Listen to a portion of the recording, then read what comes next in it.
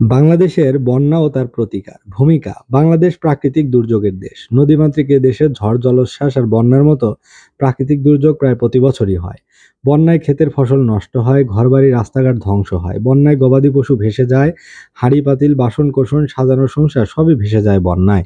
বর্ষাকালে মৌসুমী বায়ুর প্রভাবে যখন প্রবল বৃষ্টিপাত হয় তখন বাংলাদেশের নদ নদীগুলো উপচে পড়ে, বিপদসীমার উপর দিয়ে প্রবাহিত হয়ে সৃষ্টি করে সর্বনাশা বন্যা। তলিয়ে যায় গ্রাম জনপদ, ফসলের মাঠ, বাড়িঘর সবকিছু। হাজার হাজার বছর ধরে এদেশের মানুষ এই বন্যার মতো প্রাকৃতিক দুর্যোগের সঙ্গে লড়াই করে বসবাস করছে। প্রবাদে বলে, নদীর কূলে বাস, দুঃখ 12 মাস। বন্যা ও প্রাকৃতিক দুর্যোগের ইতিহাস। বাংলাদেশের বন্যার ইতিহাস অনেক পুরনো। বাংলা 1283 সালে এদেশে এক ভয়াবহ বন্যা হয়েছিল। 1954-55 সালের বন্যা এখনো মানুষের মনে বিভীষিকার স্মৃতি হয়ে আছে। 1970 সালের ঝড় ও জলোচ্ছ্বাসে প্রায় কয়েক লাখ মানুষ মারা গেছে বলে ধারণা করা হয়। 1974 সালের ভয়াবহ বন্যায় দেশের 17টি জেলার মানুষ ভীষণভাবে ক্ষতিগ্রস্ত হয়। এছাড়া 1984 এবং 1988 সালের বন্যায় দেশের অর্থনৈতিক মেরুদণ্ড ভেঙে দিয়েছে। 1991 সালের 29শে এপ্রিল ঘূর্ণিঝড় ও জলোচ্ছ্বাসে 1.5 লাখ মানুষ মৃত্যুবরণ করেছে। উপকূলীয় প্রায় 5টি জেলার ঘরবাড়ি, গবাদি পশু, গাছপালা, ফসলের ক্ষেত নিশ্চিহ্ন হয়ে যায়। এভাবে হিসাব করলে দেখা যায় বন্যা এবং প্রাকৃতিক দুর্যোগে বিভিন্ন সময় মারা গেছে লক্ষ লক্ষ মানুষ, সম্পদের হানি হয়েছে প্রচুর।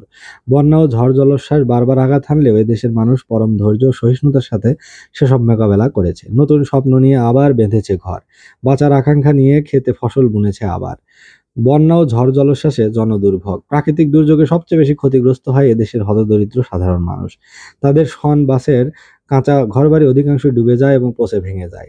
তারা আশ্রয়হীন, অসহায় হয়ে পড়ে। নারী ও শিশু নিয়ে তারা ওঠে বেড়ি বাঁধে, স্কুল ঘরে, মসজিদে। বন্যার ফলে গ্রামের কাঁচা রাস্তা, পুল, কালভার্ট ভেঙে পড়ে। যোগাযোগ বিচ্ছিন্ন হয়ে যায়। বানভাসী মানুষ কর্মহীন হয়ে পড়ে। তারা খাদ্য আশ্রয়ের আশায় ছুটতে থাকে শহরের দিকে।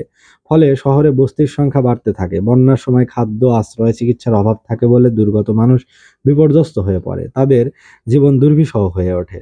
চারিদিকে পানি, অথচ পান করার মতো পানি নেই। বিশুদ্ধ পানীয় জলের অভাবে অনেক সময় তারা বন্যার পানি খেতে বাধ্য হয়। ফলে পানিবাহিত নানা রকম অসুখ বিসুখ ছড়িয়ে পড়ে। ডায়রিয়া, আমাশয়, কলেরায় অনেক মানুষের মৃত্যু ঘটে। বন্যার পানি সরে যাওয়ার পর পরিস্থিতি আরো মারাত্মক আকার ধারণ করে। কৃষিক্ষেত্রে সমস্যা হয় আরো প্রকট। বন্যায় ক্ষেতের ফসল সম্পূর্ণ নষ্ট হয়ে যায়। কৃষকের ঘরে থাকে না বীজ, গোয়ালে থাকে না গরু, থাকে না কৃষি যন্ত্রপাতি। বন্যায় গভীর অগভীর নলকূপগুলো অকেজো হয়ে যায়। বন্যা পরবর্তী দুর্গত অঞ্চলের জনজীবন এবং কৃষি ব্যবস্থা ভেঙে পড়ে বলে দেশে দুর্ভিক্ষের আশঙ্কা দেখা দেয়। বন্যা ও ত্রাণ বিতরণ। বন্যা কবলিত মানুষদের জন্য সরকারি বেসরকারি ত্রাণ নিয়ে মানবিক সাহায্যের হাত বাড়িয়ে দেন অনেকে। সরকারি সাহায্য বা ত্রাণ সবাই পায় না, এই অভিযোগ অনেক পুরনো। এক শ্রেণীর এক শ্রেণীর মেম্বার, চেয়ারম্যান, ক্ষমতাসীন দলের সদস্য সরকারি ত্রাণ আত্মসাৎ করে ফুলে ফেঁপে ওঠে।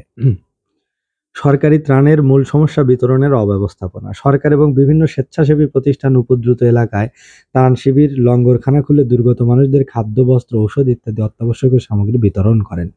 বিভিন্ন প্রতিষ্ঠান ও অনেকে ব্যক্তিগতভাবে সাহায্যের হাত বাড়িয়ে দেন। ত্রাণ সাহায্য দুর্গত মানুষদের জন্য সাময়িক ব্যবস্থা মাত্র। বন্যা বা প্রাকৃতিক দুর্যোগের মতো ভয়াবহ পরিস্থিতি মোকাবেলার জন্য কখনো কখনো পূর্ব প্রস্তুতি থাকে না সরকারের, বিশেষ করে আকস্মিক বন্যার সময়। ফলে দুর্যোগ যখন উপস্থিত হয় তখন তাড়াহুড়ো করে দুর্গত মানুষদের সাহায্য করতে গিয়ে নানা অব্যবস্থাপনা ও দুর্নীতি ঘটে। বন্যা ও তার প্রতিকার। বন্যা বাংলাদেশের একটি ভয়াবহ সমস্যা। ঝড় জলোচ্ছ্বাসের মতো প্রাকৃতিক দুর্যোগ নিয়ন্ত্রণ হয়তো মানুষের হাতে নেই, কিন্তু বন্যা নিয়ন্ত্রণ করা অনেকাংশে সম্ভব। পৃথিবীর অনেক দেশই এ সমস্যার সমাধান করেছে। বন্যা নিয়ন্ত্রণ করে এর ভয়াবহ ক্ষতির হাত থেকে দেশকে রক্ষা করেছে। বাংলাদেশেও ইতিমধ্যে বন্যা নিয়ন্ত্রণের বিভিন্ন উদ্যোগ গ্রহণ করা হয়েছে। বন্যার প্রতিকার দুই ভাবে করা যায়। একটি হচ্ছে স্থায়ী ব্যবস্থা গ্রহণ, অন্যটি হচ্ছে অস্থায়ী বা তাৎক্ষণিক ব্যবস্থা। স্থায়ী ব্যবস্থার মধ্যে মধ্যে রয়েছে বন্যা নিয়ন্ত্রণের জন্য নদী বিশেষজ্ঞ দ্বারা পরিকল্পনা নিয়ে বাঁধ নির্মাণ, ভরাট নদীগুলো পুনর্খনন, জলাধার নির্মাণ, স্লুইস গেট, রেগুলেটর, ব্যারেজ নির্মাণ ইত্যাদি। অস্থায়ী ব্যবস্থা হিসেবে রয়েছে বন্যার দুর্যোগ মোকাবেলার জন্য সরকারের পূর্ব সতর্কতামূলক কর্মসূচি নেওয়া, যাতে উপদ্রুত অঞ্চলের লোকজন ও সম্পদ সরিয়ে আনা যায়। বন্যা চলাকালীন সময়ে দুর্গত মানুষ যাতে কষ্ট না পায় সেজন্য খাদ্য, বস্ত্র, ঔষধ, তাঁবুসহ নিত্য প্রয়োজনীয় জিনিসপত্রের সরবরাহ নিশ্চিত করা। এছাড়া দেশের যেসব অঞ্চল বন্যা বা দুর্যোগ প্রবণ সেসব এলাকায় আশ্রয় কেন্দ্র তৈরি করা। বন্যার পানি সরে যাওয়ার পর সে এলাকার কৃষকদের মাঝে বিনামূল্যে বীজ, সার, কৃষি যন্ত্রপাতি ও পর্যাপ্ত কৃষি ঋণের ব্যবস্থা করা। উপসংহার: প্রকৃতিকে জয় করে মানুষ সভ্যতা সৃষ্টি করেছে। প্রাকৃতিক দুর্যোগের সাথে মোকাবেলা করে মানুষ চিরকাল বেঁচে থাকার স্বপ্ন দেখেছে। মিশরের নীলনদ, চীনের হোয়াংহো নদীর বন্যা নিয়ন্ত্রণে আনার পেছনে সংগ্রামী মানুষের শ্রমঘাম রয়েছে। আমাদের দেশের মানুষও কোনো অংশে কম নয়, দরকার শুধু পরিকল্পিত উদ্যোগের। তো এই রচনাটি পড়া হলো নবম দশম শ্রেণীর রচনা সম্ভার বইটি থেকে।